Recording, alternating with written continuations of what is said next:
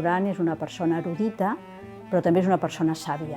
I és una persona sàvia perquè ha compartit tot allò que sap des de la humilitat i sense reserves, que això no és fàcil de trobar.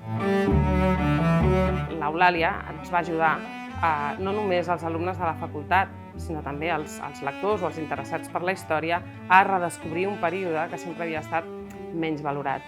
I ho va fer sobretot treballant al Renaixement.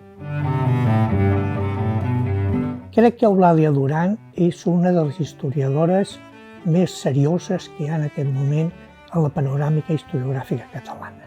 Un element clau ha estat els seus estudis sobre les Germanies de València, i no només sobre el moviment agermanat com a tal, sinó també sobre l'imaginari i els símbols que implicava aquest tipus de revolta popular. És una dona d'arxiu, una investigadora nata. Tal vegada la petjada del seu pare Agustí Duran i Santpere es nota. És una persona apassionada pel saber, una persona que encomana la il·lusió per aprendre, per fer-se preguntes, per buscar la resposta en el llibre adequat, llegint-lo amb els ulls del qui l'ha escrit, convençuda de que el present s'explica també des del passat.